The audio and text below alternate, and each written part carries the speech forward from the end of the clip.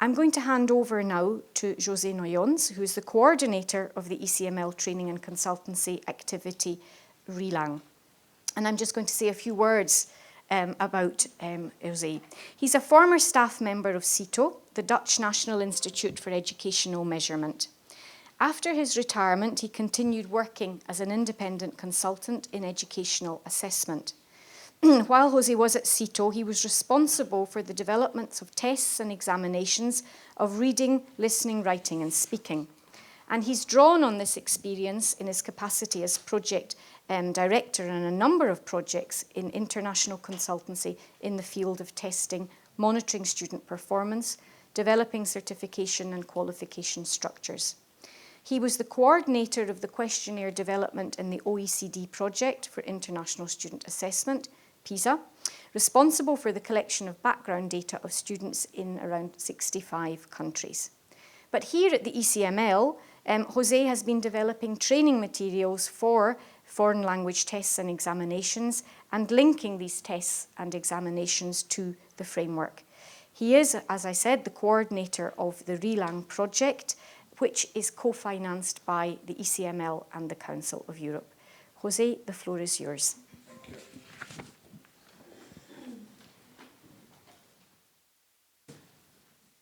Thanks.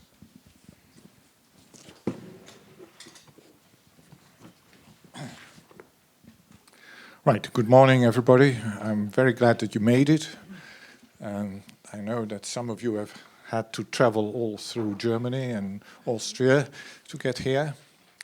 I'll talk about the position of Graz in a moment, but let me first say a few words about this colloquium, ensuring quality in language testing and assessment, the contribution of the CEFR, and more specifically on the experience of the ECML Realignment team.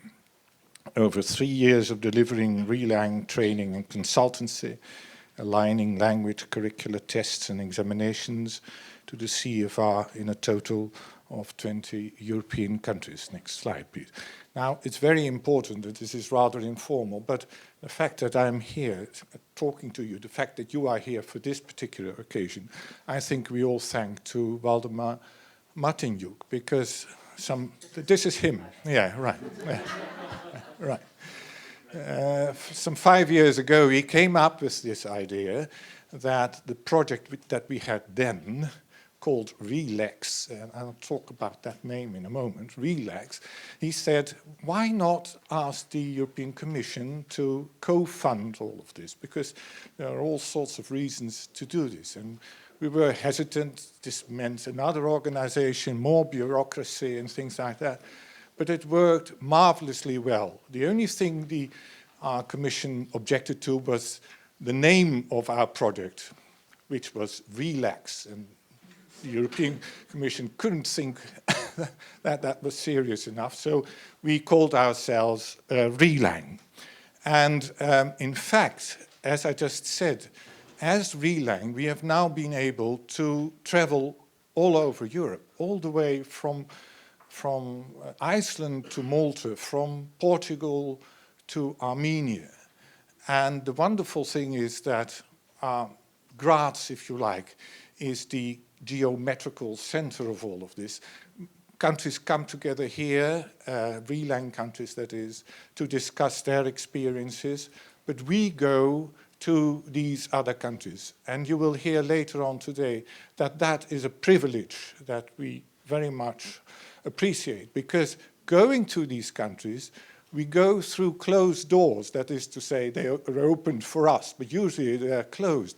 And we hear what these countries are really facing, things that they might not like others to hear. And we can advise them in the sort of closed confines of their own institutes. And I think this is all thanks to the initiative that Waldemar once showed. Now, who are the team members in Realignment? These are Evelyn Bera, who I'm afraid can't be here for medical reasons, and she is used to be a lecturer at the University of Franche-Comté. Now, she is a a writer of textbooks, among other things. And this is why she knows a lot about classroom-based testing. And she's been active in spreading the word in that respect.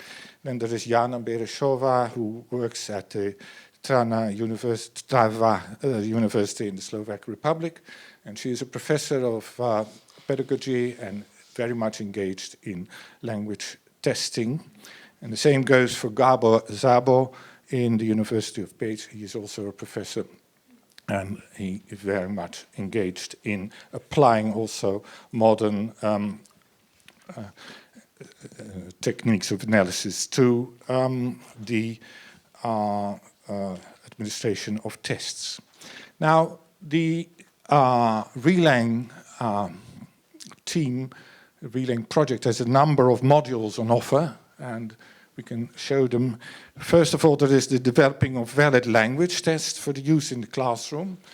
This is typically where teachers would be interested, teacher trainers would be interested in linking the tests that are used in the classroom to the CFR. And you can imagine that that is a different type of thing than linking examinations to the CFR. These classroom-based tests are less formal, they're more formative than summative, all of these things. And it is interesting to try and apply the principles in the CFR. Then there is the constructing of valid language tests and examinations based on the CFR. The next module, it's quite clear that here language testers and examiners, item writers and curriculum developers would be interested in. And we have given many of these workshops in many of these countries that I just mentioned. The next one is relating existing tests and examinations to the CFR, where tests are already there and countries are interested in linking them for all sorts of reasons. Then the next slide is the module screening existing texts and examinations. Some countries have produced tests and examinations, and they are now asking us, can you have a look at these? Is this indeed a test linked to the CFR? Next one is relating foreign language curricula. This is a new development, and it's a very interesting development, because after all, we must base our examinations usually on a curriculum, and that's really where it should start. Nowadays, many countries have opted for this module and say, let's have a look at our curriculum. We're going to develop a new curriculum. Can you help us link this curriculum to the CFR? And in a moment, we're going, or later today rather, we're going to have a presentation on linking such a curriculum to the CFR and all the issues that go with that. And the last, rather tricky development is where we are now offering a module called Applying the CFR to the Development of Tests of Second Language Competence. And of course, you're aware of the fact that the CFR was developed for foreign language learning and not for second language learning in the first place. Tests for immigration purposes and that sort of thing. But it is interesting because at the moment, every country has its own type of test to test second language for rather political, whatever, social purposes. And we think that these tests can learn a lot from the CFR, from the approach in the CFR. Now, when we do our workshops, we have two basic texts to work from. First of all, there is the manual for language test development and examining, which was produced by ALTE. And that is a general sort of document telling you how to produce a reliable and valid test, language test, foreign language test.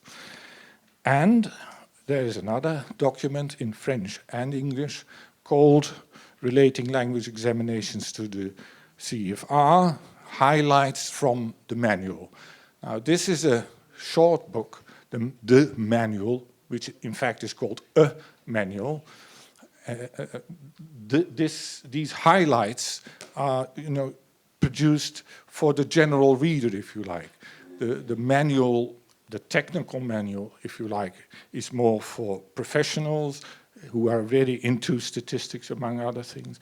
This one takes the saucy bits, if you like, from the manual and makes it sort of accessible to a more general public. So these are the two basic documents, but in a moment I think others will say that there are a lot more documents, and we can discuss that. Now, in the manual and in this book, a number of linking procedures are given. First of all, there is familiarization with the CFR. And it appears that people have all sorts of ideas about the CFR, and in a moment we're going to discuss that as well. And very often they're not in the CFR. And these ideas usually tend to relate to the levels that the CFR mentions, A1, A2, etc., etc.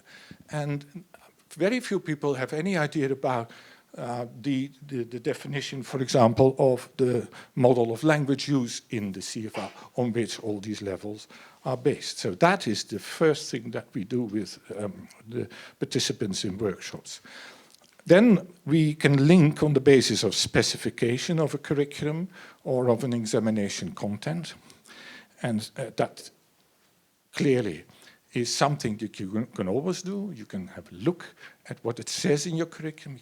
You can have a look at what it says in your exam and then try and find out whether what is said there is also to be found in the CFR somewhere. Maybe the CFR uses other terminology. Very often it's there, but sometimes it's not there at all. And then you may wonder, should we link our exam to the CFR? What point is there if there is nothing in common? Then we do standardization and benchmarking, where we try and find examples of a particular performance in speaking and in writing that can be linked to a particular level in the CFR. We do the same in a next phase with standard setting, where we link scores on a test for reading and for listening to a particular level in the CFR. And lastly, we have a phase where we validate what we have found with other tests, where we say, okay, let's see what other tests do with our students. Let's see what our test does from year to year. Let's see what our teachers and others think of the performance of our students and the level that they're given. The next slide. Now, this is one of the more fundamental issues. Very often we find that people have no idea about the CFR model of language use. Of course, there are lots of models of language use, but this is what these levels are based upon, that it is actions performed by persons, individuals, and social agents. It's actions. It's an action-oriented model. It's a range of competencies that are behind this, both general and particular communicative language competencies. But it is important that this is, sort of backing the actions. Various contexts. Very often in tests, as you may be aware, no context is given. Students are asked to read a text and then answer the following questions. Why should they read that text? Very often you may wonder that, because what is the purpose of reading? I mean, we read with a purpose. It can be all sorts of purposes, but those purposes are usually not given in an exam. That's very important. There are contexts in which you read. So there's this whole complex of processes in the model of language use. And we have to look whether these are represented in an exam, in a test, whether they're represented in a curriculum. In our work, we are then confronted with lots of questions, and these questions are there as well. And these are just a few. In fact, we collected many more, and we have a small booklet produced for this, and some of you have collected this, but it says for consultation only. So please return it so that others can read it, but you can find it on the internet as well. And it's in French and in English. We have tried with the countries that we have been working in to find answers to these questions. And the interesting thing is there is no one answer. It depends very much on the need and the situation in that particular country. We can't possibly say this is the answer. But still, we would be very much interested in hearing your opinion on some of these questions. But let's go through them quickly. How do I know whether a test is at CFR level it claims to be at? Can an exam that tests linguistic competence, language use they call it very often, be linked to the CFR? How do we make sure that our pass-fail decisions are related to the CFR? Can we test at more than one CFR level in one test? That's what many examination centers would like to do. Can we link our tests to the CFR without statistics on student performance? Many countries don't have a statistics person, expert in their exam center. Can tests of different skills be summarized at one CFR level? Let's go through these questions quickly. So, for example, how do I know whether a test is at a CFR level it claims to be at? Very often, all sorts of countries have reported to the European Commission, have reported to Cambridge when they did their study that their test is at a particular level. And when people look at these exams, they wonder, where is the evidence that this is so? So what we advise our participants is that let's let them have a look at the published information, if any, on field testing, whether the test has been specified in terms of the CFR, whether the test has been standardized, if there is empirical validity. The Council of Europe has produced a document that helps countries do this. And it is useful, again, to check whether these claims are well-founded. Then, can an exam that tests linguistic competence, language use, be linked to the CFR? Very often you find that the test is full of tasks on vocabulary, on grammar, and that sort of thing. There's nothing wrong with that. And if a country thinks that that is more important than anything else, then fine, who are we? But then you have to wonder, can we link this to the CFR? The CFR and the manual suggests that that is rather an issue, and it can be rather difficult. And you might like to decide not to link this to the CFR. What you can also do is link parts of the exam that can be linked, where a student actually have to write, have to speak, have to read and listen. You link those parts to the CFR, and you do not link those parts where they are only asked for grammar, knowledge, competence, and vocabulary. Then the next one, how do we make sure that our pass-fail decisions are related to the CFR? Very often these pass-fail scores are determined without reference to the CFR. The law says that when you have 25% correct, you have passed. Now, some exam centers say, yeah, our exam is linked to the CFR, but clearly the pass-fail decision is not linked to the CFR, because it's difficult to imagine that when you have 25% correct on the test, that you are at the level that this test claims to be at. So clearly we have to do something about it, and that certainly is very difficult for countries, because it's in the law, it says there 25% or even less, 15%.